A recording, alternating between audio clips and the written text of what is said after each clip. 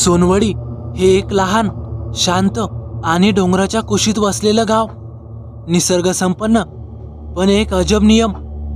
गावाच्या टोकाला असलेलं ते पिंपळाचं झाड, संध्याकाळनंतर तिकडे पाय ठेवायचा नाही. गावकरी सांगतात त्या झाडाखाली ब्रह्मराक्षस राहतो, ब्राह्मणांचा शापित आत्मा. जो त्याच्या झाडाजवळ गेला तो परत कधीच आला नाही. कोणी तो बघितलाय का? हो, पण ज्यांनी पाहिला ते पुन्हा काही सांगायला उरलेच नाहीत. शहरातून शिकून आलेला अभय देशमुख, आधुनिक विचारांचा, विज्ञानावर विश्वास ठेवणारा, गावात विकासाच्या नावाने अनेक प्रकल्प हाती घेतो, पण त्याला अडथळा येतो त्या झाडामुळे. गावकऱ्यांनी रस्त्याची कामं पिंपळाजवळ थांबवली होती. त्या झाडाला हात लावला की अनर्थ होतो, असा त्यांचा ठाम विश्वास होता. अभय म्हणतो, अंधश्रद्धा दूर करायची असेल तर ही सुरुवात तिथूनच हवी. आणि मग काम सुरू होतं. जेसीबी बोलवली जाते, पहिली फांदी तोडली जाते. त्या रात्री जेसीबी ऑपरेटरला रात्रभर झोप लागत नाही. खिडकीतून त्याला एक विचित्र सावली दिसते. लांब केस, पांढरे कपडे, डोळे अगदी रक्तासारखे लाल. तो रात्रभर जोरात किंचाळत राहतो आणि दुसऱ्या दिवशी सकाळी त्याचा मृतदेह घरातच सापडतो.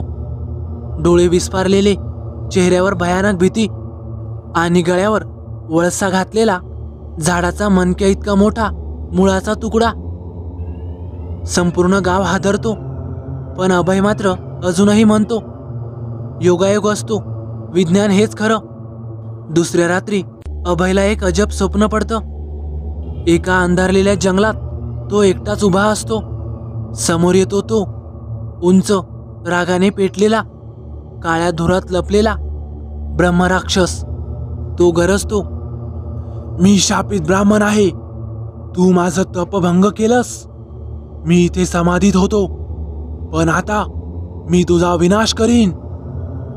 अभय दचकून उठतो, छातीत जोरजोरात धडधडू लागते, पण पुन्हा स्वतःला समजावतो ते फक्त एक स्वप्न होतं, बाकी काही नाही. दुसऱ्या दिवशी गावचा एक वयोवृद्ध पुरोहित भास्कर शास्त्री अभयला बोलावतो. तो एक गोष्ट सांगतो.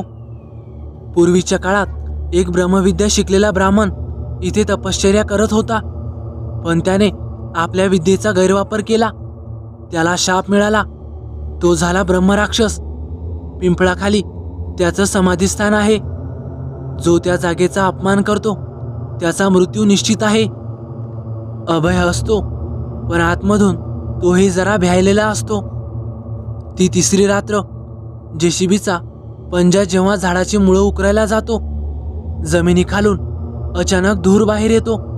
आकाश काळं पडतं, पक्षी जोरजोरात ओरडू लागतात आणि प्रकट होतो तो ब्रह्मराक्षस. 8 फूट उंच, शरीर धुराने व्यापलेलं, डोळे पेटलेल्या कोळशासारखे, चेहरा जणू अर्धा जळालेला आणि अर्धा ब्राह्मणासारखा. आवाज जणू दोन्ही कान फाटावेत असा गरजणारा. तो मोठ्याने ओरडतो, तुझ्या विज्ञानाने मला छेडलं. आता तुझं घर, तुझं रक्त आणि तुझ्या पिढ्या माझ्या कोपाचं भक्ष्य बनतील. आणि तो तुफानी वाऱ्यासारखा नाहीसा होतो. अभय शुद्धीत येतो तेव्हा सकाळ होते. त्याचं अंग तापेने फणफणत होतं, पण चेहऱ्यावर शांतता. तो गावकऱ्यांसमोर येतो आणि म्हणतो, माझी चूक झाली. झाडाचं स्थान मी जसं होतं तसंच ठेवीन. त्या आत्म्याला शांतता हवी. तो स्वतः त्या झाडाखाली चांदीचं ताम्रपट, चंदनाचा दिवा आणि ब्रह्ममुद्रा बसवतो. आता गावात रस्ता झाला, पण पिंपळाचं झाड चुकूनही तोडलं गेलं नाही. त्या झाडाखाली अजूनही एक दिवा दररोज संध्याकाळी आपोआपच पेटतो.